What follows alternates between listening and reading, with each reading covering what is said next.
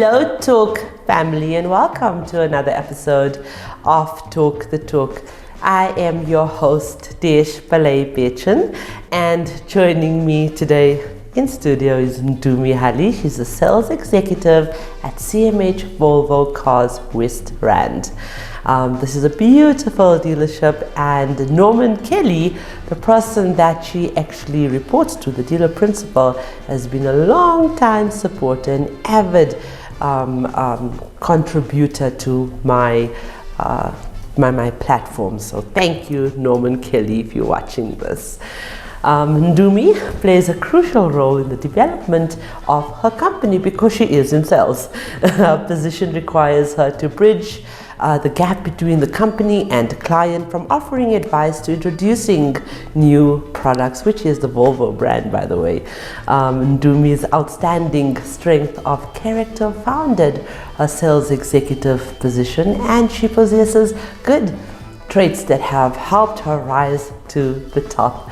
She comes off as a risk taker and doesn't mind making mistakes, as she takes pride in the scars she has earned and views them as part of her growth.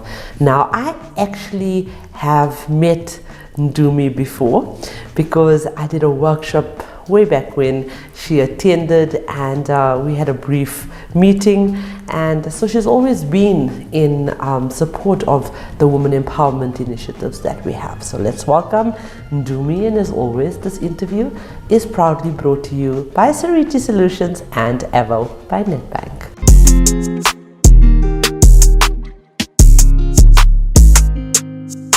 Hello, Ndumi. Hi, Desh. How are you? I'm very well, thank you. How are you? I am good. And when you walked through that door, remember, I see thousands of women in the work that I do. I said, I know you. I was so proud of myself. And you're like, nah, I don't think we've met before.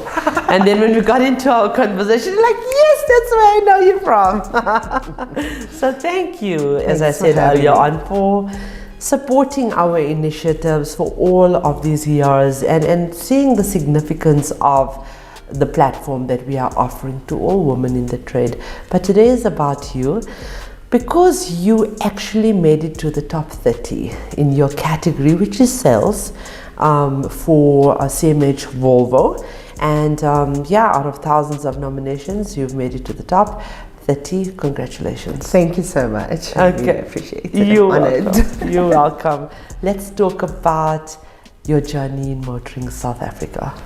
So my journey in the motor industry started in 2010.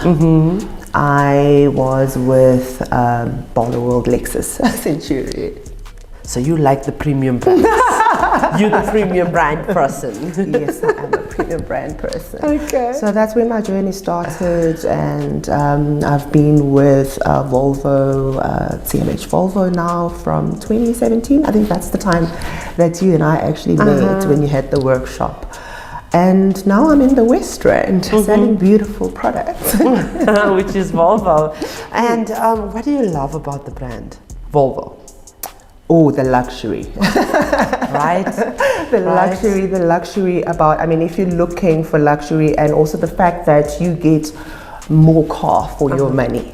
You know, if you look at the competitors, and we have a lot to offer. And also, obviously, the safety aspect of it. Volvo's Vision 2020 was that nobody should die in a Volvo or be seriously injured. So they've kept true to that word, and yeah, it's definitely, and the car is built around women. But look, I'm going to be honest with you. This big smile I'm always smiling, but this big smile on my face is because, look, VW has always been my heart brand, but Volvo has been this brand that I have loved from forever, actually just from 2010, to be honest. And that's when I started my journey in motoring South Africa with Volvo. So I actually started a truck, and I loved the Swedish culture that actually plays into their product. So I get you. It's just pure luxury. I also like the fact that the people in Sweden only work for 5 hours a day. Then they go home. Do you know that? I want to move to Sweden. Yeah, they go home, they take a nap, and then they go back to work in the afternoon. That's the Swedish. I need that. I need to move to Sweden. But yeah, and drive electric cars. And drive electric cars. We're getting there. We are, fast accelerating to EV. So yeah, I'm very excited. What's your opinion about the women empowerment initiatives in terms of the Motoring Woman of the Year Awards, which is powered by Evo and MLC by Nedbank, and the Talk the Talk Studios, which is powered by Sariti Solutions? How do you feel about these initiatives? I think it provides women the platform to speak out. You know that we work in a very male-dominated industry. Still so, yes. Yeah, we've got a long way to go, and it just gives us the opportunity to be recognized, yes, and to also prove ourselves that we can actually do this. It's absolutely beautiful, and what your company stands for, and women empowerment. So it helps. Why do you think women do well in our trade, and what attributes should they have in terms of doing well?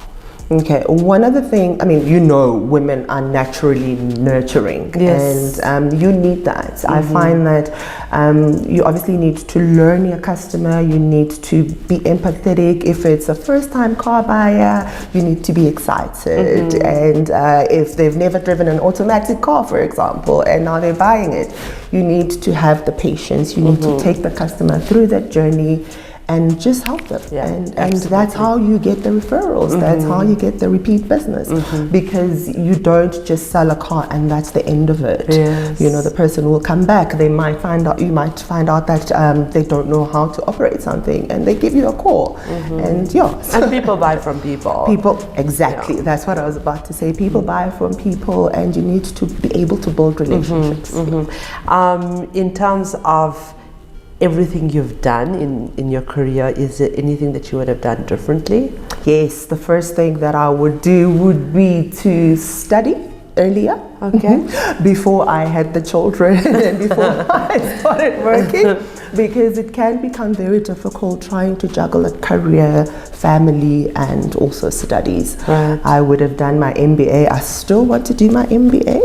Yes, it's never too late. Yes, I would have done it much earlier. Right. And what would you say is the hardest thing to give up in terms of moving up the ranks? What would be the most difficult thing that you need to give up? Because if you're going to get an MBA, sales executives have MBAs, but I'm now seeing Ndumi as CEO. I think one of the things that every salesperson, will tell you is that the thought of giving up your potential to earn and moving up the management ranks, because we've got room to make so much money. Yes. And so it's always a question of, do I want a set salary, or do I want the opportunity to make a bit more than I did last month? Because you know that you are as good as your last sale. Absolutely. Yes, right. Yes, so. Right. And who inspires you, Ndumi, and why? Ooh, myself? Good. No, but honestly. No, hold on. I want you to claim that. I want you to stay right there. Because that's the first time I got that answer, and this is after 500 interviews. So just keep it like that. Why do you inspire yourself? I think besides the strong character that I know I have, I'm very resilient. I have endured so much, and I've always bounced back, and I've got a go-get attitude. I love it. Yes. I love it. Gosh, like I said, I'm really, really impressed by that. Well done. We should inspire ourselves. We absolutely should do that. Any words of advice for young women that would like to join the trade, especially in the sales arena? You've got to have thick skin. Thick skin, yes. Yeah, but on a serious note, just have a lot of self-belief. Believe in yourself, because anything that the next guy can do, you can do. You need to be strong, because it does take a lot. You need to be strong-minded, and you just need to just go get, go and get. You know, they say that growth and comfort do not coexist. So as soon as you feel that you are uncomfortable, it simply means that you are growing. Absolutely. So Ndumi, who are you at home? I'm a mom. 2, 3, 3. 5. 3. I'm a mother to 3 beautiful kids. My oldest is 17. Then I have a 16-year-old. I know the pain, girl. she's an easy one. Okay, I got a boy. So. No, she's very easy, absolutely beautiful soul. And then I've got my 2 boys. They keep me on my toes. There we go. They keep me young. There we go. My daughter as well, amazing to raise. She's so easygoing. My boy, teenager, I'll say. Yeah, no, but they're just so colorful. They bring a lot of color to my life, and I really appreciate it. They do, and they have a strong mom that says, I inspire myself. And that should be their motto in life, that I will be my own inspiration. Yes. I'm still stuck on that. I love it. Love it, absolutely love it. What do you do for fun? Hobbies? Oh, at the moment. Listen, girl, we're trying to get you votes here. We've got 30,000 followers. They are all going to be voting. So, like, now's your time. Vote for me. Vote for Ndumi. Oh my goodness. She'll give you a discount on that Volvo you're going to buy next. I will. There we go. Come see me. I definitely will. Look, I enjoy, because I work 6 days a week and I just love spending time with my children. For me, making sure that they are happy is my utmost priority, because I don't give as much time that I would like to. Yes. But I enjoy just that odd outing with them, you know, that outing with them, going, spending time with them and just being there for them. I injured myself. I used to be a great gym fanatic, but those days have gone. Right. I need to fix We must certain things. we need to continue trying. But and I still have dreams of running comrades one day. Yeah. You know, that must be part of our narrative. As long as it leaves the conversation within ourselves, in our heads. You know, that conversation that me, myself, and I have. And when we no longer talk, because I'm a dancer, I'm an Indian classical qualified dancer, and I stopped dancing 10 years ago, but every day I tell myself I'm going to still dance again. But the moment I say I don't need to do that anymore, that's the time we're going to let go of our physical well-being. So as long as you're talking about gym, the thought is still there. Ndumi, have you faced any challenges in your life? Okay, is there anything that you'd like to talk about in terms of the challenges you've faced and how a woman that faces similar challenges can overcome those? I think one of the greatest challenges was just before I started in the motor industry. I went into business, started my own business. I lost everything. Oh, wow. I lost cars, I lost a house, and I basically had to start over. And I started very early in life. I achieved quite a lot at a young age, and then boom, it was all gone. So that having that mental strength and bringing yourself back up again is you've got to believe that you can do better. You've got to believe that you can do better. So that was the greatest challenge, and then the other great challenge was me losing my brother at 2020. Yes. Was it COVID? No, it wasn't COVID. He actually had asthma. So yes, yeah. So how do you actually find that starting point in terms of saying, I know you said you're resilient and that's why you are your inspiration, but how does one that do not hone those capabilities or hone those attributes? A lot of mental motivation and also spiritually. So you just have to positively affirm every time. You just need to affirm yourself. Affirmations. Yes. I believe in that. Yes. I do affirmations every single day. Like, I lie to myself half the time in the mirror and I'm like, you gorgeous, you beautiful. Sometimes I don't feel it, but I'll say it because, you know, as a woman, and that's when you have to say it the most because, you know, I think we are our own worst critiques. Correct. So And sometimes it's a good thing because you learn from experiences, and you learn from you learn from criticizing yourself, because then you become the better version of yourself. You're not competing with anyone else but yourself. I have strayed off our usual questions because I just believe you to be such an interesting person. So I'm so sorry I threw you off there. But thank you so much for joining us. Thank you for contributing to our platform. I cannot wait until you deal a principal so that I can bring you back on the platform and you're going to tell us a whole new story. Is there anything else that you'd like to add? No, just thank you so much for having me over here. It's a real honor, and I'm very excited to have been nominated and being in the finalists. When I said there's something else you needed, is there something else you wanted to add? You're supposed to say, Desh, you are so wonderful and you're so amazing. But anyway. But I'm still. Are you still busy? Oh,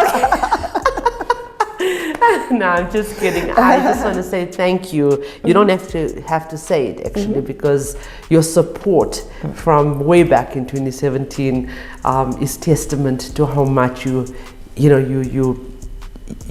recognize, or not just recognize, but appreciate these platforms. So thank you so much. No, thank you for having me. You're welcome. It's always lovely being amongst greatness. Oh, okay, she said it. I'll take that. Okay, thank you so much.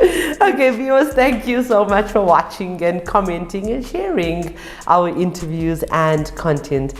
Our non-profit company is the Motoring Woman of the Year Awards, which is powered by MFC and Evo by Nedbank, and the Talk the Talk Studios, powered by Sariti Solutions and Evo by Nedbank, are recognizing, or is aimed at recognizing and celebrating the women of motoring South Africa. We are not just telling stories, we are changing lives. Together, we aim to empower and uplift the women of our trade. For those of you that are searching for your new ride, please visit www.auto.evo.africa. We have thousands of vehicles on sale for you to choose from, and we only advertise on behalf of reliable and trustworthy MFC accredited dealerships. This car listing portal is incredibly user-friendly and can also find reviews and car maintenance tips and advice, all courtesy of Talk the Talk Studios. Ladies, thank you again so much, as I said, for joining us. I think having Ndumi, she thinks I'm great. I think she's greater.